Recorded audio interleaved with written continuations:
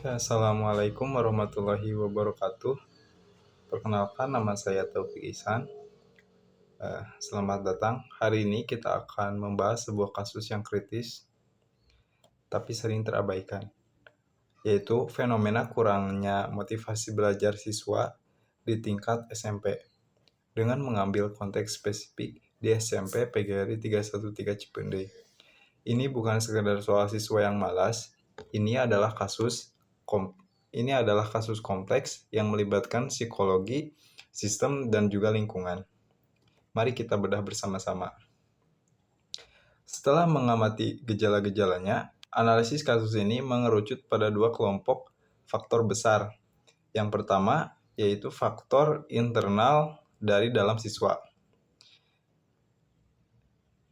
Contohnya itu seperti hilangnya sense of purpose. Banyak siswa yang kehilangan kaitan antara belajar dengan hidup dan cita-cita.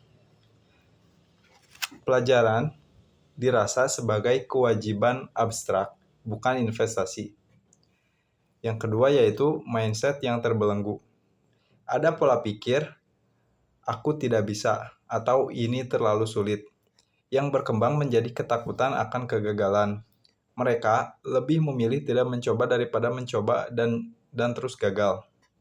Yang terakhir yaitu kelelahan mental, seperti beban kurikulum, ditambah tekanan sosial dan personal di usia remaja, dapat menciptakan kelelahan yang melumpuhkan inisiatif. Faktor kedua yaitu faktor eksternal dari lingkungan. Contohnya seperti metode pengajaran yang monoton. Jika gaya mengajar didominasi ceramah dan juga hafalan, para siswa tipe kinestetik atau visual akan cepat kehilangan minat. Mereka butuh keterlibatan aktif. Yang kedua, yaitu distraksi digital yang masif. Seperti dunia game dan juga media sosial dirancang untuk memberi dopamin atau kepuasan instan. Proses belajar yang butuh usaha dan kesabaran kalah menarik dalam kompetisi ini. Dan yang terakhir, lingkungan sosial yang tidak mendukung.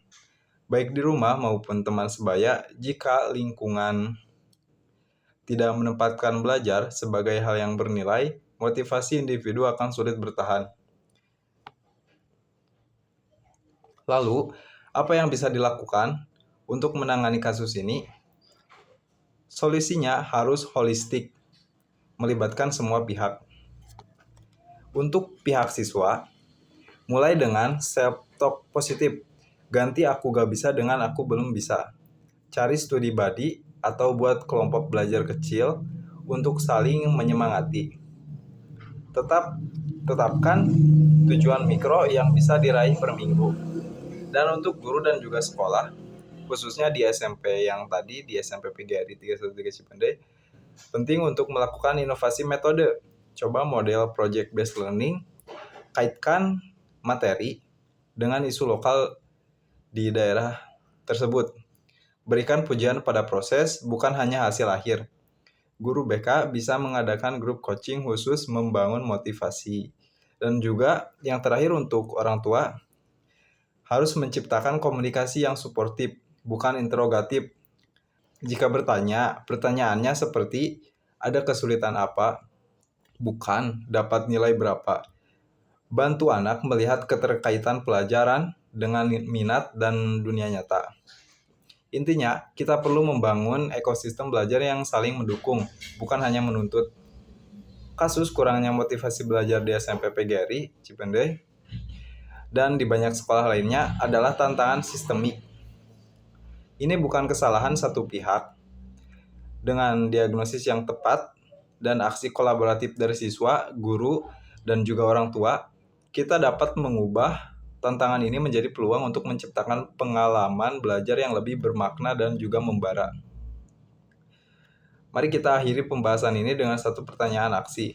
Apa satu langkah kecil yang bisa kita mulai minggu ini? Terima kasih.